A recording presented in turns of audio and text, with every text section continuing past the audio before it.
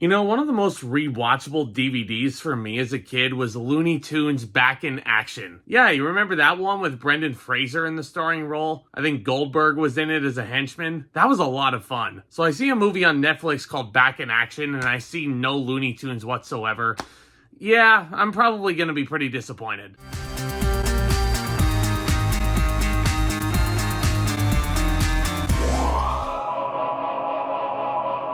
So Back in Action was directed by Seth Gordon, who brought you the Baywatch movie from 2017 starring Dwayne Johnson and Zack Efron, and it stars Jamie Foxx alongside a returning Cameron Diaz. Yeah, she's stepping out of her retirement at this point and coming back into film. Hence the title, kind of playing into her return. Diaz and Foxx, who worked together on Annie back in 2014, are coming back together as former CIA spies who are a couple, Emily and Matt. And after 15 years away from the game, they've kind of settled into a relatively normal life off the grid. They have 2 kids of their own, one of whom is a teenage daughter, and they're pulled back into espionage after their secret identities are exposed at a party. Now honestly, yeah, it's a Netflix distribution. Seth Gordon is directing this one, and the plot that I just read off seems pretty basic, and to be quite honest with you guys, I've seen a lot of this formula done better in other movies. Like, I'm sure you can take a wild guess as to what the main conflict is. The mother and the daughter are a tad bit estranged from one another. The daughter doesn't necessarily know what to think of her mom, and her mom doesn't necessarily know how to communicate with her daughter. Like, yeah, I've seen this done before way better in other films. And I've seen the spy action espionage comedy type movie done way better in other films. Like, yeah, the action sequences aren't terrible. The fight choreography is certainly there, and it's not like I can't see anything. It's not like the editing is god-awful. Here's the thing that I really feel like carries Back in Action over the top.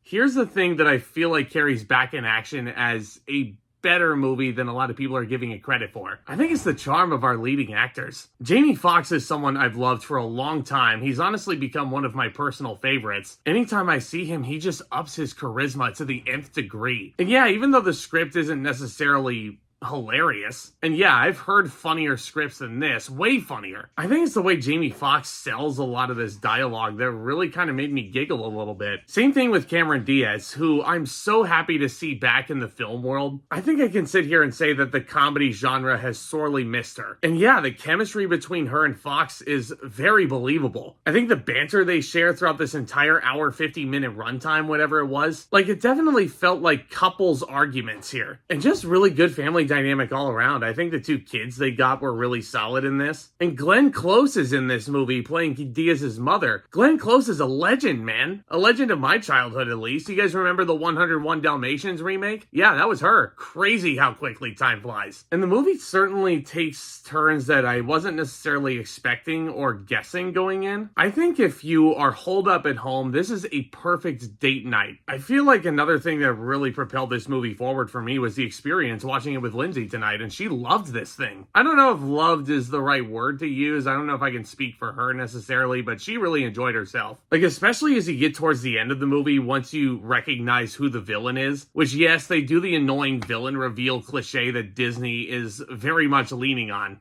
But no, she was sitting right here next to me on the couch, and she was like, yeah, let's go! Let's go, good guys. Yeah, it was a fun shoot-'em-up action movie. And she's literally standing right over there giving me funny looks right now. And yeah, even though you have the formulaic cliches that the movie is certainly leaning on, the villain reveal was super annoying. I will also admit the comic relief that they have in this movie by the name of Nigel, I don't really think he added a whole lot. I mean, once you get to the 3rd act, I understand why you have to have him in here. But you could have just as easily have gotten another character to do what Nigel did and be a lot less annoying. So is Back in Action going to be topping everybody's best of the year countdown? Absolutely not. Is it going to be topping my worst of the year countdown? I'm sure it's going to be on some of my other colleagues' worst of the year. I know a few of my friends hated this movie. I didn't though. I thought it was fun. But all that in mind, I'm going to give Back in Action a C+. I think it's certainly a fun enough movie. It's passable. Didn't think it was horrible by any stretch. Let me know what you thought of Back in Action down in the comments section. Let me know if you guys are excited to see Cameron Diaz back in action in the film world. And let me know what other movies you're excited to talk about in 2025. Hit that subscribe button if you've stumbled across this channel for the first time. Hit that thumbs up as well. As we get into the month of February, it's going to start picking up a little bit of steam here. Thank you so much as always for tuning in. With all that being said,